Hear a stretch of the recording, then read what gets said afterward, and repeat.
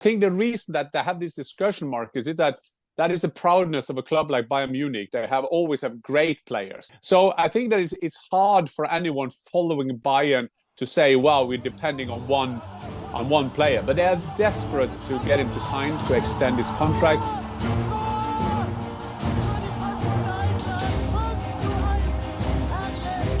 Hi and welcome to the Fussball Channel. I'm your host, Markus Fjørtoft, and as always joined by Jan Fjørtoft. That it was good to see you over the weekend. Quick little recap, because you've been in London, England, everywhere for the last week. Long week for me, yeah. Great to see you. Just back in your room, actually, also the guest room in the house now, with my shirts behind me. Yes, I did. I was supposed to do 5 games. One was cancelled. That was the one in Liverpool, but I managed to go to Dixie Dean's birthplace, which was great. We also made a feature that we will kind of do in the next Merseyside derby. Wasn't to be the last one at Goodison Park anyway. So just been home now, of course, following the German league. And I have to start, Marcus, by Frankfurt. I know you want to just go straight in. Yeah, I'll go straight into it because no I have journalists from Germany calling me about a bad week for Eintracht Frankfurt. Wow, this is a club who's now second in the league. They are the main challenger to Bayern. Okay, they lose in Leipzig. You can lose in Leipzig. You know, Marco Rose, that was the game he had to win to maybe save his position. Okay, You can lose against a great team, normally a main challenger. Then you play 2-2 against Augsburg. Not the best game, but still you didn't lose. A couple of Kevin Trapp mistakes, mind you, as well. Yes, and he have said those before, but anyway, he did. And then people start thinking about, shouldn't they win kind of games like this? And Dino Topmuller said it brilliantly. He said, yeah, you can expect that for Leverkusen, you can expect that for Dortmund and Leipzig maybe, but wow, this is Eintracht Frankfurt. So I had journalists calling me now, and I just got the quotes that I'm kind of giving to the media tomorrow, and I'm basically saying between the lines, are you out of your mind? I mean, this is an Eintracht team that's produced the best striker in Germany, in Mamouche at the moment. He has a fantastic wave going forward. So Eintracht Frankfurt, who is, I guess, I said in the media, I'm not 100% sure if it's right, but they are second in the league, and it's the only top 5 team where there's a surprise in the top. I mean, Manchester City lost 6 in a row, and then they started doing because they had a bad week, because being knocked out of the German Cup and can't win against Augsburg at home. Unbelievable. That's how it is. That is how it is. And there's some people, sometimes, you know, Marcus, success makes you bore, because then you have to find something. And now they try to put pressure on them. Yeah, you have to win the Europa League. And I think then in Leipzig, last game, and so on, next game. And yeah, just ridiculous. I mean, Eintracht Frankfurt has had a fantastic Hinterrunde, first half of the season. Okay, good. I got that rant over. So now we can go back to your plan. I'm glad. I mean, it was one of our talking points, and we need to address that. And, well, just to further, just ending notes on that. One, it's a bit about narratives, isn't it, Dad, in terms of looking for an angle. Eintracht's been flying high lately, and then a couple of games. So that's a talking point. Secondly, it's the youngest team in the Bundesliga. It's to be expected. I mean, already they've achieved beyond expectations. So that they go up against Augsburg. Kevin Trapp, a bit unlucky, especially on the second goal as well.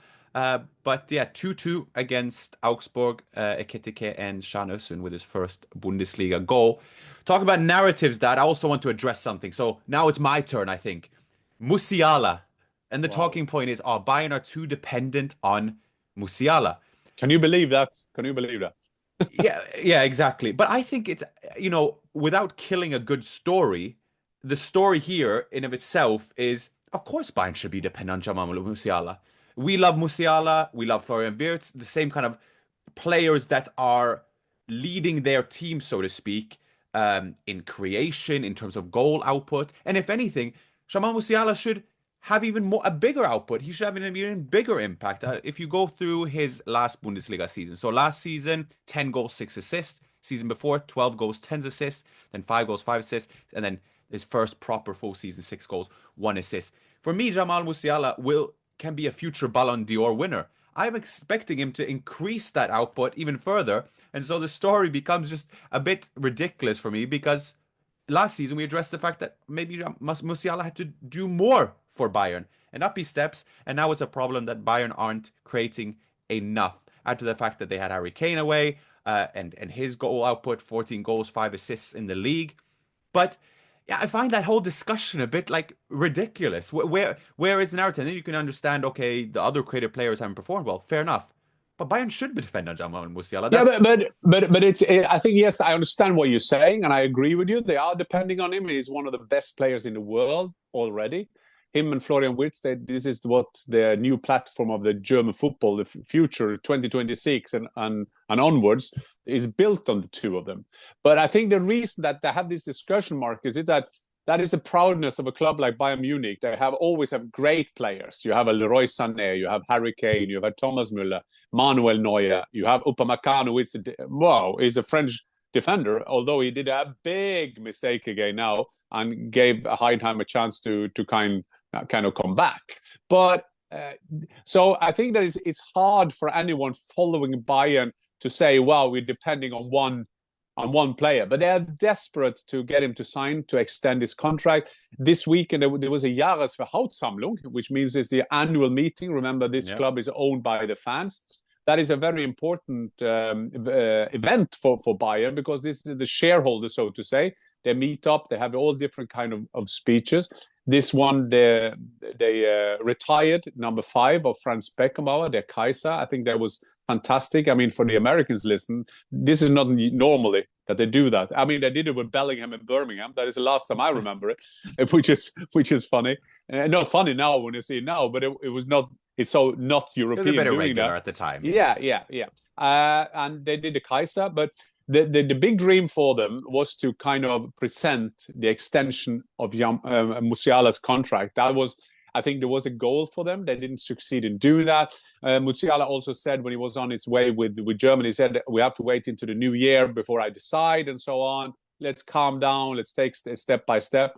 And some speculating that he will see what kind of team they put up for him.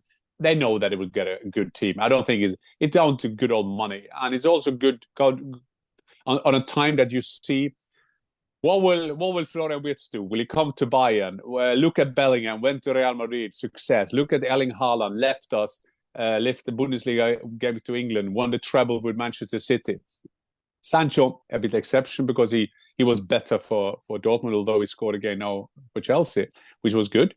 But I think those are the things, because Musiala, although he's a young kid, every contract is kind of lives his own strategy kind of thing, because the contract he's doing now will have an impact on the next contract he's doing. He's still a young lad, but so it's exciting times in terms of transfer, because Florian Wirtz and the Jamal Musiala are the two big players in all sense of the word, players in the transfer window coming up now as next summer.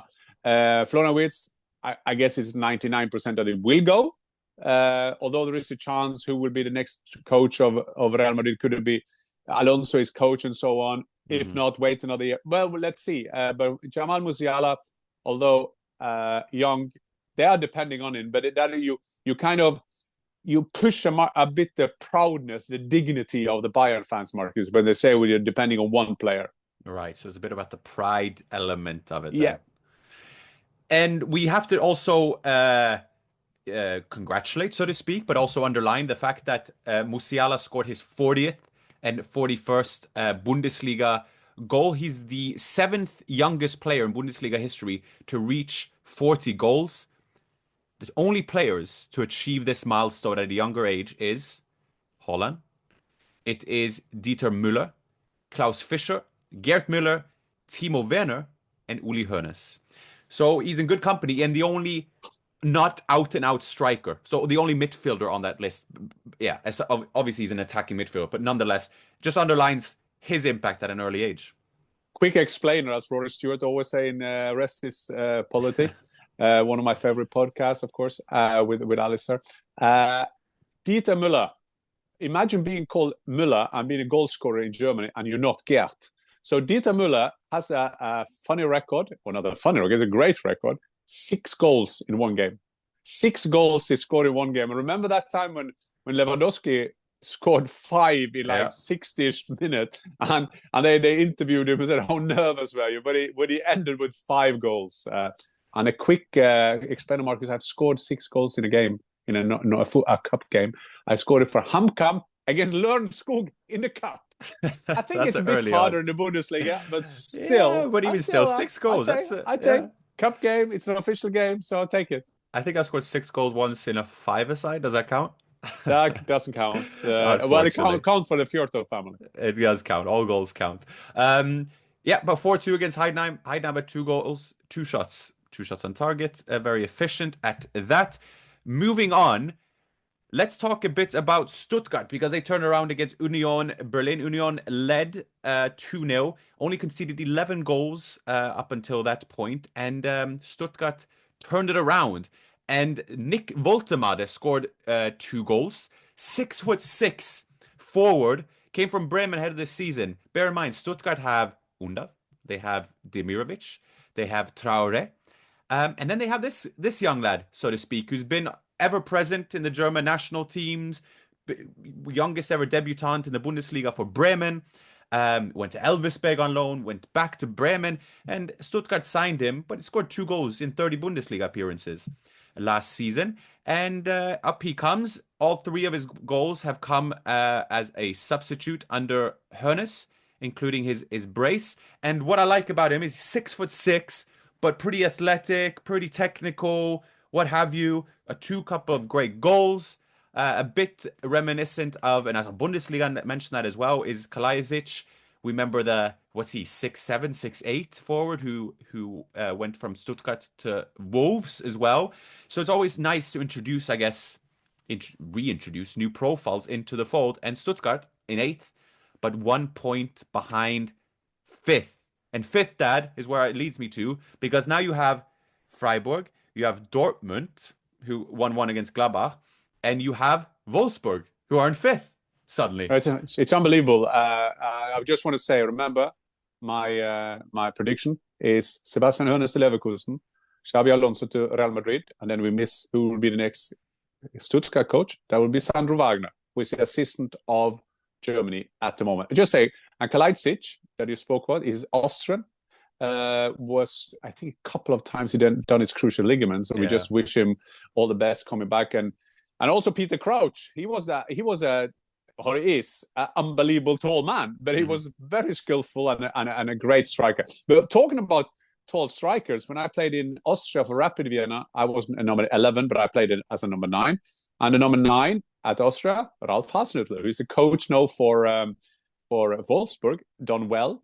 Wolfsburg supported. It's more like the company, or more like it is the Volkswagen's company team, and it's not the.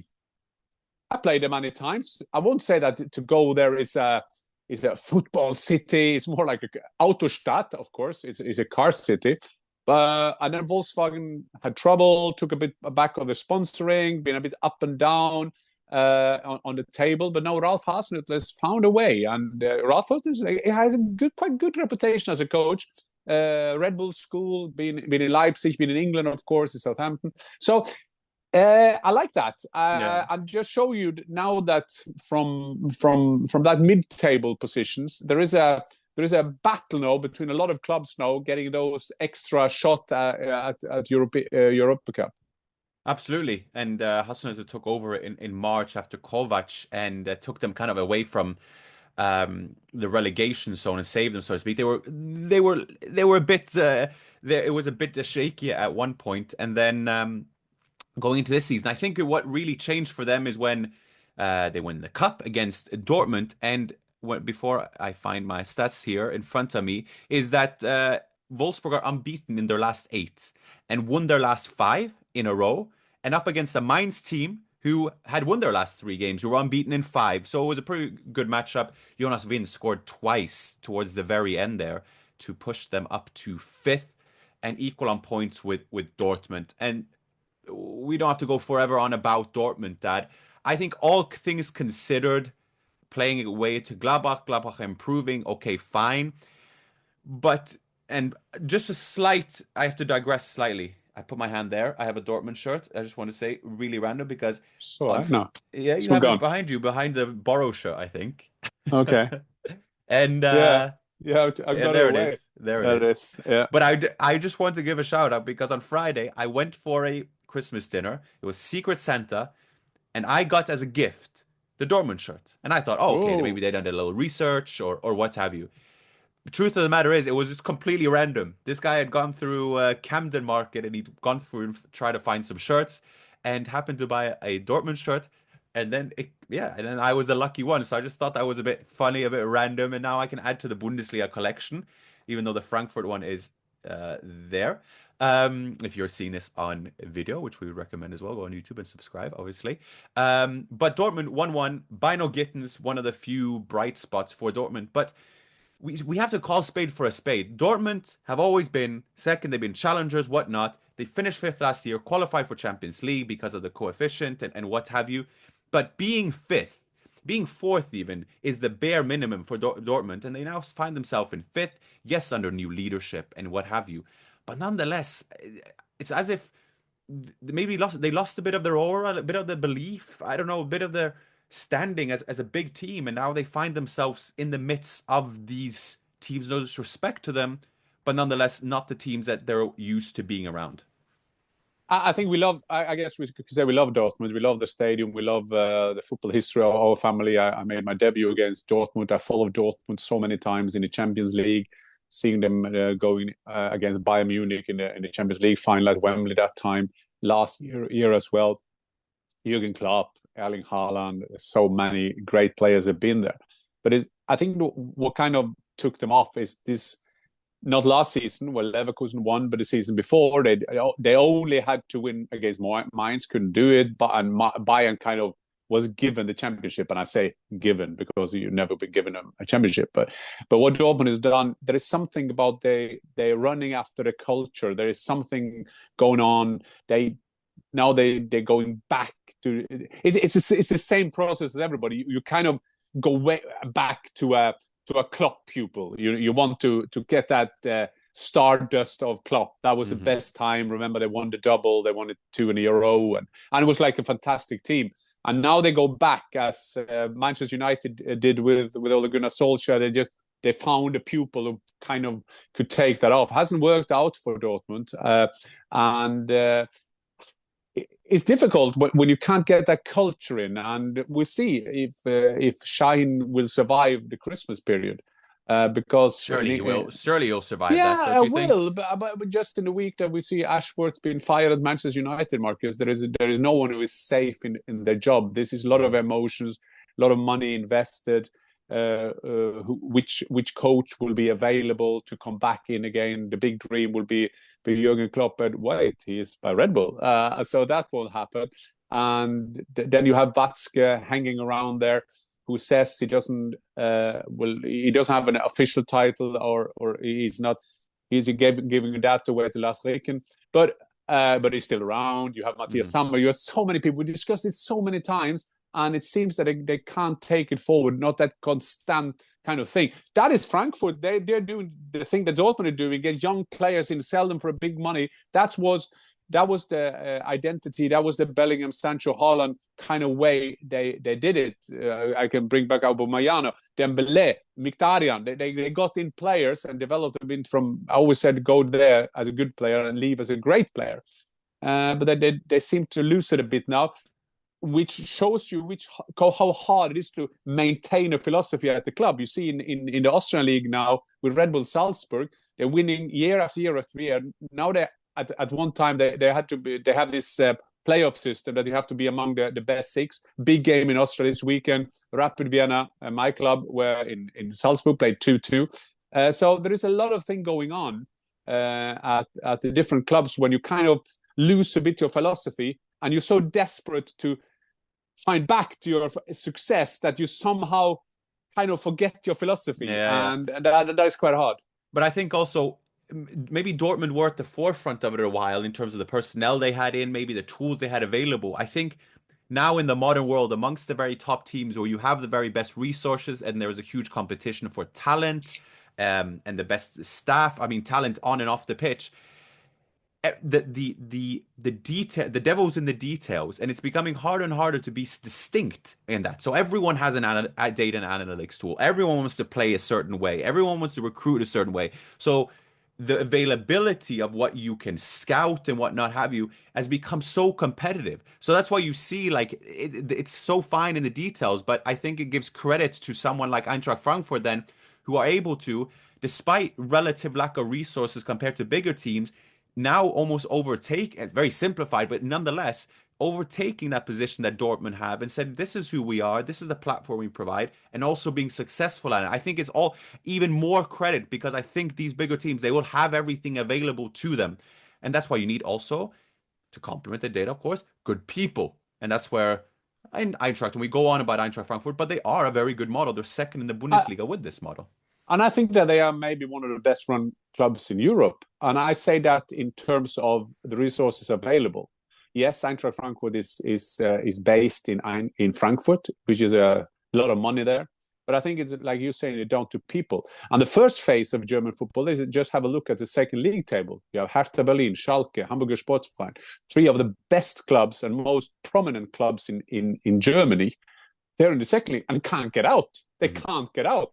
And then you have your Heidenheims, your Augsburgs, your Hoffenheim exception because they have had an owner is up there. But they should watch out because football people, although we are a bit stupid, they say, but we're not that stupid. So when we see that someone has success, we try to copy that. We try to learn from different clubs. Dortmund had their years and all kind of respect. They did that for 12, 13 years. And before that, they won the Champions League with that Lars Ricken, who is now the CEO, who made a fantastic chip and to Karl-Heinz Rieder goal. But that's history. So you have to look forward. What's the next step? And Marcus, I have to say, it's a lot down to the people. Which kind of people can you recruit on and off the pitch?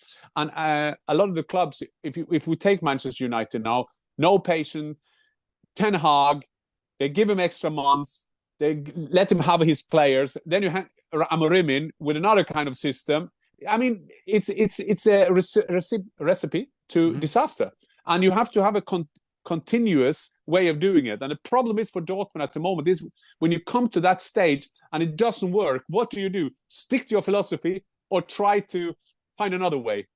And then you forget that to find that first way that was so erfolgreich, successful, then it took time. You had the people. You had Jürgen Klopp. You had a young, hungry Watzke. You have Sorg. All these kind of... And then you have to replace these people. And yes, Kerl is a good man. Shahin is a good man. Lars Ricken is a good man. But still, you have to prove that. And prove on the level of Dortmund is to win trophies. And then what kind of messed up everything, of course, for Dortmund, is that the club that stopped Bayern were not them because they couldn't win against Mainz, but they couldn't do it any year because you felt they were always second.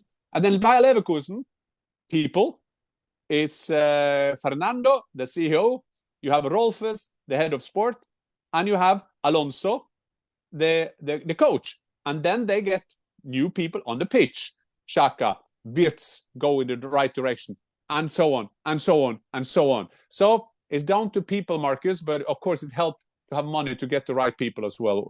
We shouldn't underestimate that. No, of course. And that's a better enabler and more often than not an indicator where you finish in the league. And that's why it makes it so impressive when people perform or outperform that. Just lastly, Dad, we have to talk about Holstein Kiel, RB Leipzig, because Marco Rose has been under a lot of pressure. Obviously lost at home to Wolfsburg 5-1. Then beat Eintracht Frankfurt in the Cup 3-0, big game for them, and then beating Holstein Kiel, which to be expected by all means, but a win nonetheless. Over the course of the week, we got signals that the squad was very much in favor of keeping Marco Rose. They celebrated with him in the Cup. They have a good relationship to him, so there's nothing wrong there, so to speak. But the proof's in the pudding in terms of results. And yes, Marco Rose can live off that goodwill for a bit, but not all too long. He will need to prove himself between now and Christmas, I assume. And in terms of your general feel, what will be the process? Say he lasts until Christmas at the very least. What will be the process behind the scenes at these clubs when they make their plans then? As things kind of settle down for at least a few weeks?